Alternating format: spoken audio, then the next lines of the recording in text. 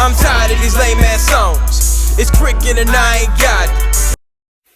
One thing I want to say to everybody is I appreciate the engagement.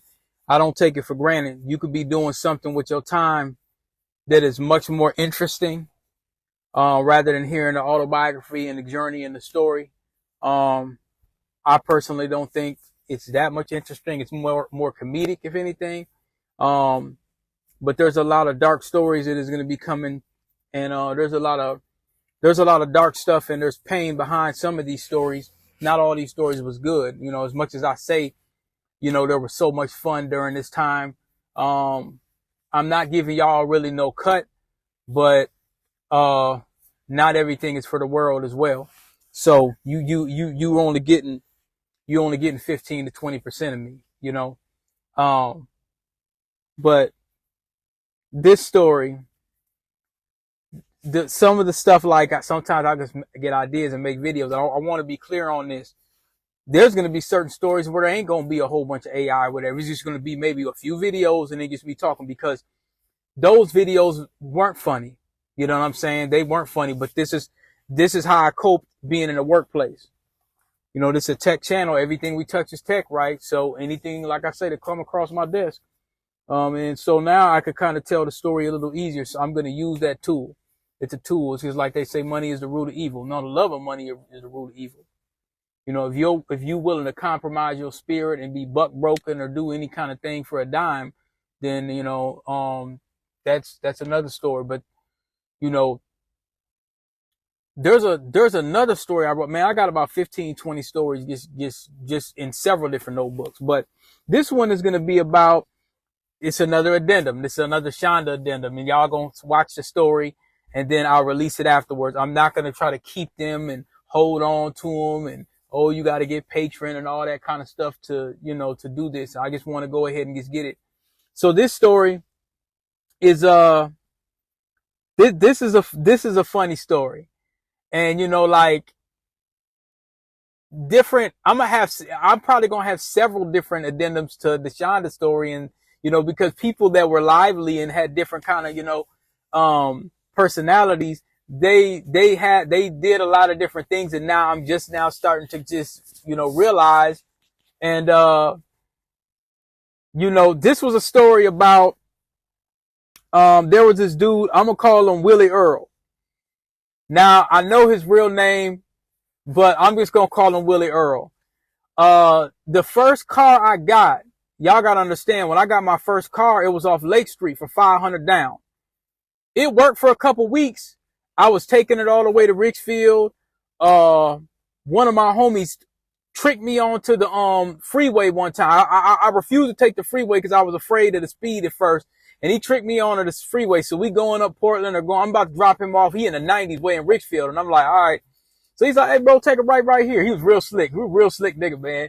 And we hung out for a while, but you know, bro kind of did some little snake stuff a little bit. So I had to kind of fall back, you know what I'm saying? But he's like, man, bust a right here, bro.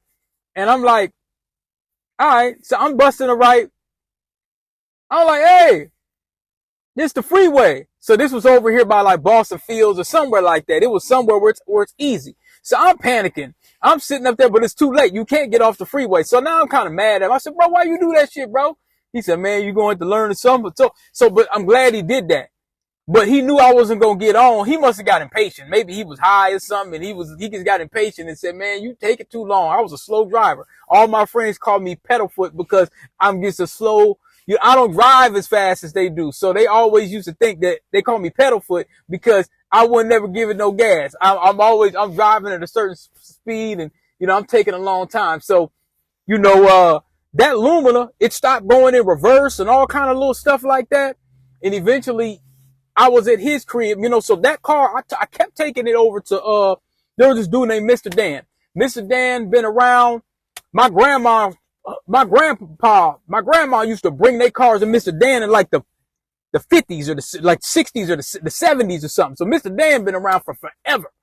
And I said, Mr. Dan, how long you gonna be, you know, working? He said, well, when you see I'm dead, you know, that's, you know, when I'm retired. And he talked like that. He's from Arkansas. He said, I'll be retired, you know, when I'm dead. So, you know, he one of them old school types. Like, he ain't no 401k, none of that. He owns his auto shop. And so he used to do a lot of work for people that ain't really have it like that to go to them other shops. And sometimes people would burn Mr. Dan, or, he'd have to order parts out of his, out of his pocket. And then some people don't come back and all that. But, he was one of them old school cats, eat a whole bucket of ice cream a week because he said his sugar too low. And I'm like, man, you're going to get diabetes. Just around the time when I got diabetes. So there was Willie Earl used to work for West. Earl, Willie Earl ain't had no teeth. Let me tell you something, partner. You bring that truck in here running like a sick hound, I gonna make it purr. But you ain't gonna like how loud I talk while I'm doing it. I'm Willie Earl. He had a bald head, and he used to always try to get folks into the rap business and stuff like that. So we kind of got a little close and stuff. I used to go over there and work on his computers and do all this kind of stuff. And so he's like, yeah, I used to manage Coke Escovedo. And, I think that was Sheila E's cousin, or they had something to do with Prince or something like that. And he'd always be saying that. And I'm like, man, this nigga probably lying. Man, he pulled out that vinyl. He was really the manager. Coke Escovedo. If you look that vinyl up, I'm going to put it in this little thing. He really did work for that. So he kind of held on to that as one of his accolades. So he used to have, his son was going to be doing some rapping or something. He had one of his sons, I think, was in Rush City or something for a long time. And then his son, I used to see his son, a little mixed kid, got into it with some niggas over north, man, and ended up getting a life sentence or something like that. So they sent him up the river. And at first they was, kind of beating him up and all that, and he got a little crew, but they sent him up in gladiator school in Rush City. Rush City, is like one of our level 4s up here. And, they say it's worse than our level 5, because they send all the gang banging, like Rush City is, Rush City's pretty dangerous from what I understand, it's dangerous. I mean, it ain't like Louisiana. It ain't gonna be nowhere close to no place like a Louisiana, Mississippi prison, but it's, for Minnesota, I mean, it is prison, So, there's some horror stories that come out of there. Not enough guards. They shutting down Stillwater about to bring. So they say he up there. I think he's still up there. He might be coming home soon. But anyway, he be trying to do the rap thing. So sometimes he got me over to the studio over north. My homie Double LA used to be over there, and all my guys, they used to record and stuff like that. And in those studios, as I was telling y'all before, you don't just walk up in a studio. Some dudes rented space and brought all their equipment. It wasn't Angel Beach. It was another one over north.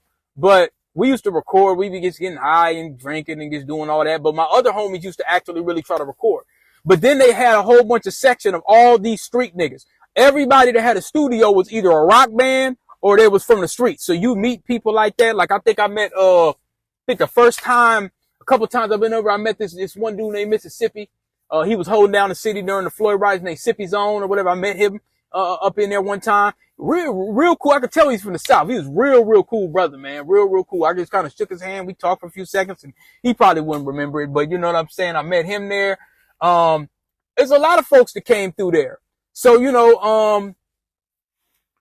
you, like I said, you couldn't afford no stuff like that. I mean, working a 9 to 5, you could kind of a little bit, but I mean, most of it was street dudes. Most dudes had street money. They just pay the rent, bring all their equipment up in there and stuff like that. So he'd be bringing me up in there all the time, and it would just be some characters. So there was this one dude. I'm going to get to the story, but there was this one dude over there. I fixed his computer. He didn't pay me all the money, and he was kind of ducking me, and I caught him there. And every time he come in the studio, he kind of going in and out and all that kind of stuff. So he's introducing me to all these little shady characters and shit. And I was going to beat the nigga's ass, but he was one of these kind of guys that, he's not going to fight fair. So he going to come back and try to unalive you and stuff like that. But I was going to clobber that nigga, man. And, I just said, so then eventually later he needed me to get his computer fixed. He didn't want to pay me all the money because he felt like there was one little piece that wasn't, but I did what I was supposed to do. So he wanted me to fix it again. By that time, I said, hey, bro, he ain't here no more. But I said, hey, bro, you still owe me money for last time.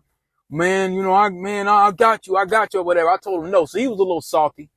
You know what I'm saying? But, at one point, one of Willie Earl's artists or one of his cousins, his little young nephews was up there, and dude didn't want to come to the studio no more because he was going to punch him. You know what I'm saying? And I'm like, man, that's what I'm saying. I used to be so disappointed at some of these dudes.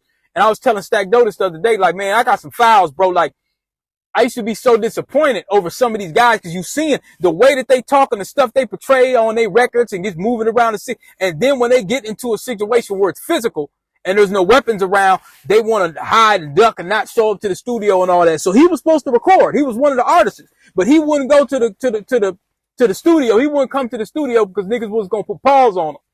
You know what I'm saying? Which he could have just. So anyway, I'm going over to Willie Earl's house. You know, sometimes he'll fix on my car, back to this Lumina. Man, I bring in the Lumina like 2-3 times. You know, I'm so green and wet behind the ears. I bought a car off Lake Street. I don't know why I did that. And I should have just bought it out. But I gave him $500 down. The car was like 2 racks. So I'd be making little $200 payments. And I'm calling the dude like, man, you sold me this. I'm not clicking. And my homie's just like, bro, you went to Lake Street? Because I didn't tell him where I got it from until I started having issues. Like, hey, man, you know a mechanic? And they're like, mechanic, didn't you just get that car DV? I'm like, yeah, bro. The transmission went out. I said, where'd you get it? I said, man, I went over there on 42nd. You Moto Mart, bro. You went to 40th for Moto. It was called Motor Mart or Moto Mart. He said, bro, why you go on Lake Street, man? You know, we used to roast that shit as kids. Like, man, you tripping. But I was so gung-ho. As soon as I got the money, I just don't think. You know what I'm saying? I wasn't thinking. I just want the ride. I could have went to a real lot, which I didn't know. Your job is your credit. I didn't know that at the time. It took me forever to figure that out. So I'm bringing it to Willie Earl, Mr. Dan. They steady fixing on this car all the time until Willie Earl was like, man, you gotta get rid of this car. You gotta get rid of this car, man. That's how he used to talk. So Willie Earl getting back into Shonda. So I'm riding with Shonda one day. I don't know if she had her DeVille around that time, but around that time now I'm driving. So she ain't got to really pick me up no more or whatever. Or sometimes she'll just still come by and stuff like that. Or, you know, we were kind of in and out. We had a weird, like I said, it was a weird relationship. Hi. Yeah, you can help by stepping aside. Bitch, you gotta go. It was kind of like she was more into like, man, you with me. But after that situation with the drawer, she was just, I could tell she still didn't completely trust me. Like she was like, you know, I care about you, but man, she's still salty about that. Look who walked in. Yeah, I told that funky hoe she can move her flat ass around. Like I said, I'm priority round hay. Oh, you came in swinging. I'm gonna take a shower. Go ahead, queen. Towels in there waiting. She wild. But, you know, I still love you. What's wrong? I could still tell that it was bothering her. So, you know, like, but, you know, I think what overrode that was my word. Every time I say I'm going to do something, or if I'm looking out or whatever, like I'm looking out for her, helping her, whatever the case may be. And, she just kind of just, I think that drew her to me even more. More blocks and we home base. I'm just riding. You got it. Yeah.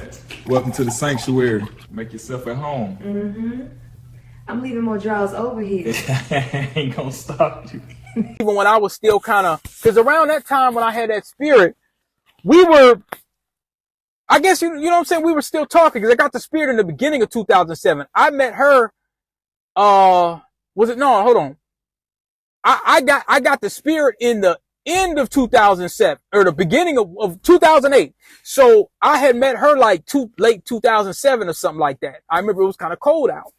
So I believe that was around the time. So y'all might have to help me with the times a little bit. So, man, we in the car, we driving down and we passing up Meineke. So I think about Willie Earl. I said, man, you know, I've been wondering why Willie Earl ain't there. She said, Willie Earl? He said, you talking about down there with Mr. Dan? She said, man, that nigga a dope fiend. And I didn't really put it together. You ain't know Willie Earl was a dope fiend? Hold up, Willie Earl, the bike fixing dude? Nah, you lying. Had a pipe like it was part of his outfit. Man, get out of here. Yeah, that man can smoke more than the chimney Santa Claus slides down. Yeah, that's how I know how slow I kind of was. And like, it's funny because when we were hanging out, I'm just, like I said, I was never portraying anything that I wasn't. What's wrong, baby? Talk to me. I don't feel like I'm living up to my own potential. Hey, you're building something every day. You're already amazing, and there's more ahead. I see it. You really think so? I know so. It was always me or whatever. Like if somebody bothered me or whatever, I could defend myself.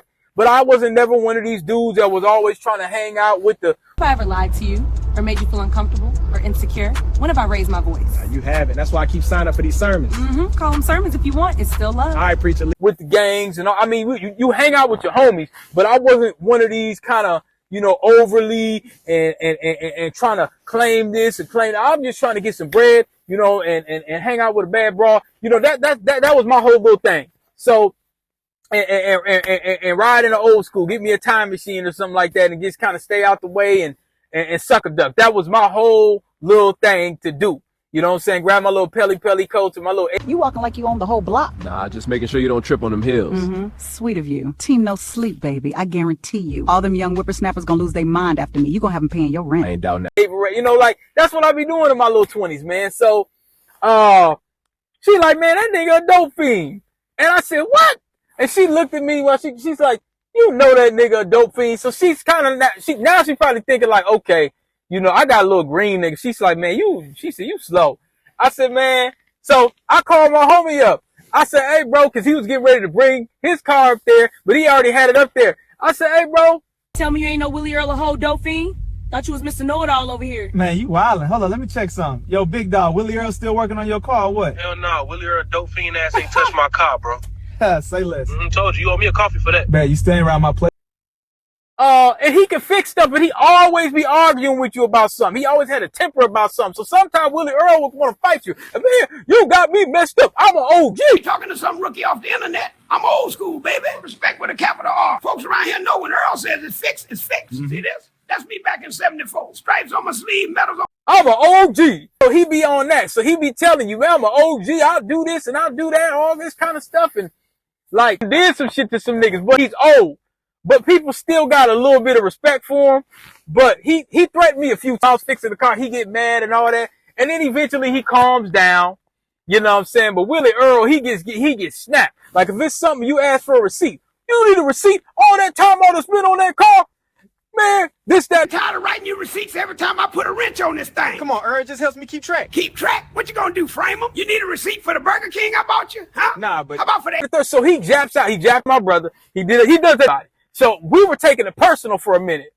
Like, he did that to my homie too. Everybody y'all know, he get into an argument if you ask him for something. But I think what it is, he might get high, forget about something. You ask him for a receipt or whatever the case may be. And he's looking at the time he done spent on a car. Cause everybody's bringing piece of shit cars to him. Every doggone time I touch it, you want me to write you a receipt like I'm selling you lemonade. I'm sick and tired of it, you hear me? I spent 5 hours on this here car. 5. Look at these. I like all of our cars is trash or something that needs fixing and all kind of stuff. So he's spending X amount of time and he ain't like getting paid by the hour. He getting paid by the job. So I think some niggas might give him some work from time to time. I didn't have no work to give him and I wasn't really going to do that. So he probably figured, well, you asking me for a receipt is questioning my work. He says, I had only one person that came back. Everybody that car fixed out of one person. And he puts his finger, and then you kind of backing up like, hey, Willie Earl, you need to move your hand. Man, don't you touch my goddamn hand. So he gets snapping. Don't you touch my hand, youngster. I'm an OG. I'm a gangster. That's how you straight up gangster. You hear me? You looking at the original. I've been to jail for knocking heads off twice. They had to build a bigger cell just to hold all the trouble I carry. You think these hands got grease on them? Nah, that's just like, I'm a gangster. And then he ain't got no teeth. So he's like, so me and Shonda ride. We down Lake Street. She can't believe that I don't know Willie Earl. I call my homie. I say, bro, you know Willie Earl? I said, you know Willie Earl? I said, I got Shonda with me. I said, you know Willie Earl? Yeah, it's never leave, DP Shonda. You hear me? Tell him, DP. Them hoes can't compete. She talking heavy tonight. You know they can't. That was the one. My homie was like, yeah, when Shonda was like, man, your homie scary. He ain't trying to get none of this. I could put you in an old school too. He ain't trying to, she said, she thinks I'm gonna lock him down with this good. And my homie was like, hey, you need to keep on. I called him up. I said, hey, I got Shonda in the car, bro. I said, you know Willie Earl was a dope fiend? Man, that nigga almost spit out his Kool-Aid. He started coughing. He said, niggas, you crazy. He said, man, you ain't know he was a dope fiend. I said, I did not know, man. They get to laughing. I said, all right, bro, I'm gonna hit you back. So she's like, so then I didn't know she had it in her. Like I said, I had misconceptions about her because I just thought she was a little cute, light-skinned chick. But as I said in that other little addendum that I'm gonna put with, she wasn't your little typical so-called You know what I'm saying? You little corny so-called. No, she wasn't there. I think she was born in DC too. I forgot to tell y'all about that. So, you know, she's like, oh, she get this velociraptor neck. I mean, she just going. You ain't even know Willie Earl was a whole dope fiend. Stop it. Not I'm Will. serious. Out here looking like he pawned his future for a loose That's square. cold. He looked like Sanford's son got denied by the Jetsons. Big Sesame Street face Yo, ass. you disrespectful. I'm just calling it like I you see roasting it. that man into another He decade. earned it. Keep playing. I'm gonna give him a bus pass. And she starts and she don't stop. She don't stop for like 20 minutes. I didn't know she had heaters like that. You could tell. I said, yeah, if she was raised in DC, man, she had them heaters. I did not know she had it. She's going off. She said, man, she said, this Sanford and Son. Long John bronze neck ass, not silver. Oh, Big mixed up my folk for a rockin' pipe face Stop, I ass. can't breathe. Velociraptor neck ass. No. Humpty Dumpty fell and didn't slip ass. You out of pocket. Lean on me one more time. You gonna have I me can't swerving. help it. You too cold with it. Straight. Man, she looked like the junkyard locked him out and wouldn't let him in. She just going on and on. Pull up, Captain Cool. I'm about to show you Lake Street the long way. And don't call me GPS. I just know where the fun lives. Speaking of, you seen Willie Earl lately? Not since he swore off daylight. Boy, he walked past me looking like he lost his watch, found it, sold it, and forgot he sold it for 2 rocks faced ass. Yo. You wild for that. On and on. And I'm like, I'm busting. My stomach hurt. I couldn't even eat. Earl looked like he forgot the looks after here. Big backpack jackhead ass, old Captain Crack crunch neck ass, old turkey neck ass. Woo, you ruthless, Sean. He ain't gonna recover from that. He know what he did. You got that man looking for a mirror right now. And I told her, please stop, baby, please stop. She said, nah. Willie Earl got that slim neck ass. Like his whole head came with a paper straw, boy. SR-71 Blackbird neck ass straight out the hanger. Oh my Big God. Ninja Turtle on a half shell, but missed the shell ass. Yo, stop. I'm Old crying. Polly want a cracker neck ass. You hear that squawk when he clear his throat. Shonda, please. You gonna have me pull I ain't over. done yet. I'm gonna get on. She said, you didn't know Willie Earl was a dope fiend. She said, that nigga looked like he would light up his crack rock on a NASCAR, or not a NASCAR, on a NASA station. She said, you know the space station where they light up she said, Willie Earl be there. They're trying. Boy, you a straight up gangster. I seen less nerve in fellas twice your size. Gangster. Man. And y'all gonna kind of tell, I'm throwing a little layer on it because when you hear some of the jokes, it's gonna be some stuff that it will sound like I would say, but she was going overboard. She was just going overboard. I'm like, I mean, it is so funny. It is so funny, but see, that's what I'm saying. Hop in. I'm telling you, drive straight into another decade. Boy, please. You still scared to hit it raw ass. Don't want a badass bra on the regular ass. Afraid to let a hoe buy a car for him ass. Oh, non-commitment face Wow, ass. you really woke up for that, huh? I've been awake. You just slow. Nah, you wild. You know I'm right, though. Saying like these characters that He's scared of everything. Afraid I'm gonna get caught in the alley ass, careful ass, always worried about the condom break ass, extra secure face ass, big King Arthur honorable face. Wow, that's cold. I meant that with a little comedic attitude. Uh-huh. You got jokes. I'm gonna let you have that. Can't even lie though. You got me blushing out here. I got, these are real people, and I'm switching the names like a movie. We're gonna try to make a movie out of some of this stuff. But I'm telling you, man, like, sometimes as you go along, you forget about the people, you know, and I admit, I've done it before. I haven't forgot about the people where I don't, you know what I'm saying, where I down them or nothing, but you just forget as you get older. You might forget sometimes the people that's part of the journey. You know what I'm saying? These folks are part of the journey. Some folks were like, well, I wish I never met him or wish this or wish that. Man, that sometimes, bro, that's just part of the journey. You know, but Willie Earl, and he kept trying to get me. I used to steady come over his house and I take these tapes. He added, I need you to take this here tapes and make into files so I can upload. I knew the computers. So I take these tapes. I'm steady fixing his computer. I take his tapes, his old stuff. He felt, and see, I thought he was BSing, but he used to work on a lot of major shit. And I kept telling him, he said, well, yeah, let's put this on eBay and let's put this on, it wasn't on Spotify at the time. Let's put this on eBay. Coke Escovita. See, he orders the album. And once I sees the manager, I'm like, damn, this nigga work with some heavy MFs. You know what I'm saying? And so he got a lot of the stuff on tape. So he wants me to convert it. I used to take the tape and put it in some little thing and I convert it over to MP3. So now he could upload it to MySpace and upload. So he think, you know, cause he tried to bring the vinyl to a duplication place and said he wanted a copy or something like that. And they wouldn't do it because they're like, he's not the copyright owner. You don't own the capital. Well, I was the manager, and I'm a gangster. And he's just going off, and and so finally somebody gets probably made the duplicate and just gave it to him. Like, here you go, Willie Earl, because he gets raised so much hell. But I'm telling them, you can't upload that to eBay and these digital. This was before Spotify, y'all. You just burn those tracks to a CD and sell them. You don't own the rights, Mr. Earl. Right, son? I got a receipt and a label maker. That's all the rights I need. Nah, I'm serious. Copyright. It was either iTunes or it was something. He wanted to upload it and collect the money and set it up. And he knew I knew how to put the bank accounts and do all this kind of shit. He knows I could do all of that. So I was the missing piece. So he's steady, and it gets annoying because he keeps doing stuff to the computers. He don't know what he's doing. So I'm over there, man. I might be over there damn near 12 hours. I almost slept over there one day. I'm over there just loading up all this stuff and doing all this. And I'm like, man, Willie Earl, just give me $100, man. Because I remember when he used to try to fix my car. But it got to the point.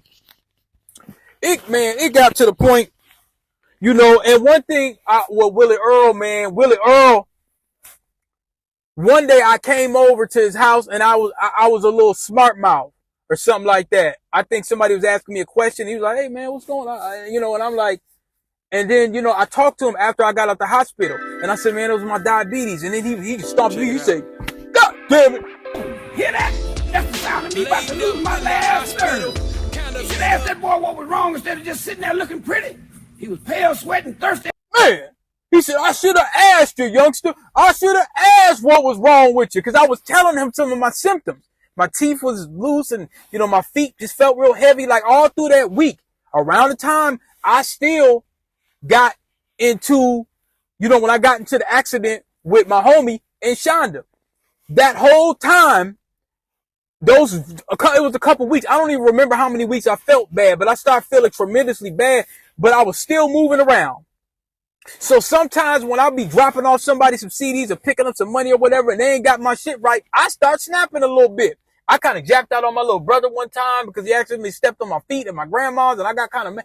And I remember I went to my grandma's, and I never sleep over her house like that. But I laid in that little room. She got a little room. So I laid him in there. She's like, what's wrong? And I'm telling her, and I'm like, my grandma, I don't feel good. You know what I'm saying? And I'm just kind of, but they ain't nobody putting it together. Nobody said, well, go to the hospital or go to, I ain't really go to the hospital like that. So Willie Earl, he stomped his feet. He said, God damn it, I should have known, because I think he had diabetes too. So I'm telling him everything. So, man, I ran into some weird characters with Willie Earl. It was always some conniving, cutthroat street nigga too. Sometimes he'd be fixing on a dude's car, and I come up there, I'm waiting on mine to get fixed, and I got another car I'm working on, and he got one of them, and she's like, man, hey, youngster, take this nigga over here. So I go over there off Rice. Y'all know what I'm talking about. A couple blocks off Rice University, Acme Hardware, whatever. You can buy parts, like you pull all parts. So he got this one dude. He wants me to ride with him. Dude ain't got no L's, so he wants me to drive his car. And I don't know this nigga from nothing. He said, man, hey, just look out for him, youngster, I had your car. We just go get that part. So we go over there. We get the part. I'm driving this dude's car. Never met this nigga. And this nigga starts kind of getting a little buck about maybe I'm not turning the car. I didn't turn the car on wrong. And I was trying. He had some niggerized old school where you got to move the column to shift. Not to stick, but to move the column. And I think I moved it wrong or something. And so we getting into like a mini argument. I said, hey, bro, don't talk to me like that. Like so now I blame myself. I said, well, let me just get out this nigga's car. I got to get back to South Minneapolis. And I drove back. So after a while, somehow, I don't know what it was. Me and the dude had already exchanged numbers when we had been talking on the way or something like that. And I come to find out, I don't even kick it with no nigga like that. I'm driving around St. Paul. We getting the rights. Yeah, I used to run all this over here, and I used to do all this over there, and I'm sitting there listening to this dude like, yeah, that's that game. That's that confidence game. I'm like, he's trying to get me to believe that he done did a little bit more than what he did. He probably was a nigga that was probably part of some set, and a little flunky that might have did a little something here and there. But he's pointing out, yeah, that block right over there. Yeah, that block right over here. And he was about my age, a little older, whatever. But, I'm not buying none of that. I'm like, all right, you know what I'm saying? So I think he was from St. Paul or something. But see, here's the thing, y'all. I'm looking, when I'm meeting in my 20s and 18, 19, 20 and stuff like that, I'm kind of meeting these guys you got to think, 03, 04, kind of 05 and stuff like that. When I'm out moving around selling my CDs, like this, you know, this old school cat, the one I told you where I went to his crib, you know what I'm saying? He had all kind of stuff and he's like, hey, here you go. You know, so get whatever you need to get. You know, when I first started selling CDs to guys like that, he's like, man, you know, I mean, I used to always be in a good mood. I was always like, you know what I'm saying, always smiling and stuff like that. And he said, hey man, you out in the street, you moving around, man, you smile too much. He said, niggas ain't gonna trust that. You smile too much. You know what I'm saying? I know you were happy. You seem like you a good kid. He said, but you know, I don't advise you to be smiling everywhere. You know what I'm saying? Even if you ain't got to do all of that. You know what I'm saying? And so I noticed as the years went by after 08 and going through them crashes and 09 and all, you know, as things started to get darker and murkier, I stopped doing that kind of. I was just a lot more serious because the situations required it, right? And then, you know, things change. But, man, Willie Earl, I did not know at that time that Willie Earl was a dope fiend because I never seen him use, or I never just really put it together. But he was the second dude. I met Willie Earl because I met another dope fiend. I knew he was a dope fiend. Somehow I met him. I was working on somebody's computer. That's how I know that even before, and this, remember, this was after the first shot with Stack Doe and LT and them. So I bought the Lumina and I had to bring that to a dope fiend maybe like a week or two after I got it. He replaced the man. I don't know where I met this dude, but I was working on somebody's computer or something like that. And he told me about him. Now I'm in the alley and now he's replacing the fuel pump. It wasn't the fuel pump. He did the job.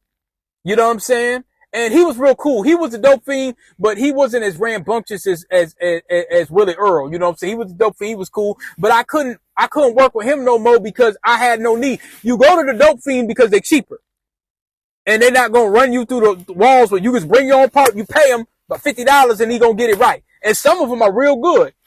You know what I'm saying? So I'm sitting there, man, it's cold. It's real cold. I'm under the car helping him, trying to get this thing down. It's cold. He's working out in the cold, not in the garage. You see what I'm saying? And so now we go into his house or wherever house he was at, and we have we have some beans and cornbread. So I'm sitting up there with the dope fiend eating beans and cornbread. He fed me right. He fed me. I ain't gonna lie about that. And so I had to bring it to Mr. Dan's and work with Willie Earl. You know what I'm saying? And like I said, Willie Earl did fix my stuff. Man, I brought lots of cars over there. I'm not gonna say he didn't fix it.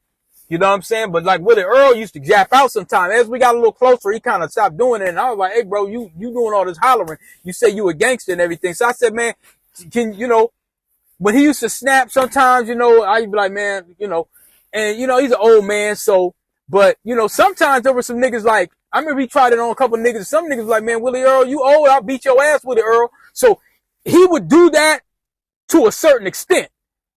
He was a gangster in his heyday, but he's still holding on to that at damn near 60-something years old. You know, but I guess he feels like, well, I used to do this and that.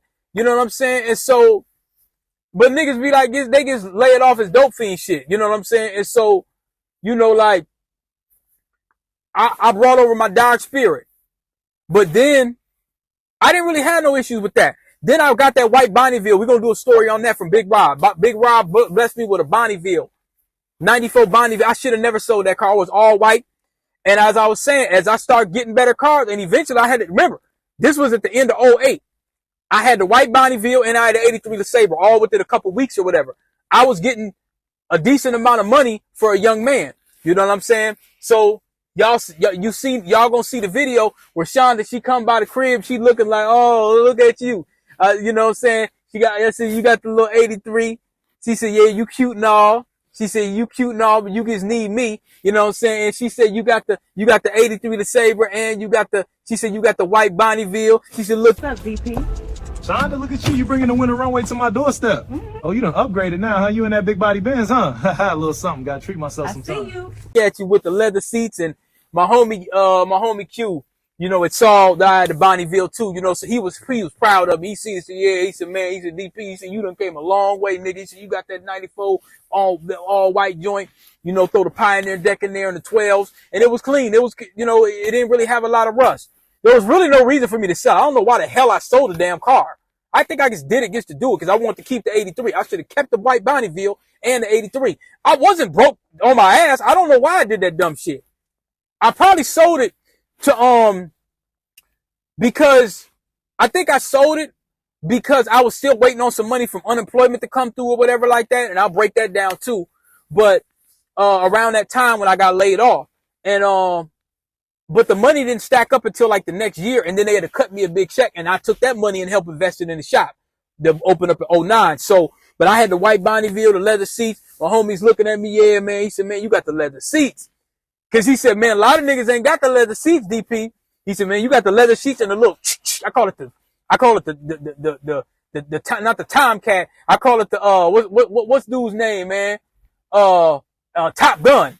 The full, what's his name? Yeah, I had the Top Gun Tom Cruise. It had the stick shift in the middle and it had digital dash. I forgot. That motherfucker had digital dash. So, folks is giving you extra anytime, even when your homies, they pull up, oh, you got that digital dash, huh? Cause it reminds them like, oh, the bubble. Man, that joint had digital dash. I believe it had, did it have digital dash? Man, I think it had the digital dash, man. I think it had the digital dash. It was a 94 white Bonnie with the digital dash. I think it had digital dash. That was the shit back then, have a digital dash. You get the, you get the little Knight Rider thing going on. So I had that. I had an 83 and I had the Bonneville. So Shonda, she walks in, she pull up, she look and she said, oh, okay, I see what you're doing. She said, you got 2 cars for the hoes, don't you? You know, so she's just kind of joking and stuff like that. She said, uh-huh. She said, you probably be having all kind of little bras all through here instead of me. So she's still kind of, you know, I'm like, no, you priority. You know what I'm saying? You priority. You see, y'all better be. She said, I'll tell everybody else to move away. She said, don't make me bop one of these hoes in the head. Like, you know what I'm saying? So she's, you know, and making me feel good about myself. Young nigga got a couple dollars in his pockets. I'm selling my desktops. I got 2 cars. You know what I'm saying? But I was still in a frozen state of independence. That's something that that's another story I'm going to break down for you, a frozen state of independence. But yeah, the way she got on Willie Earl and it wasn't a good, you know, after a while I started feeling like, man, you getting on Willie Earl too much. You know what I'm saying? But she's like, nah, she said, you ain't know he's a dope fiend. So let me go ahead and keep on the roast.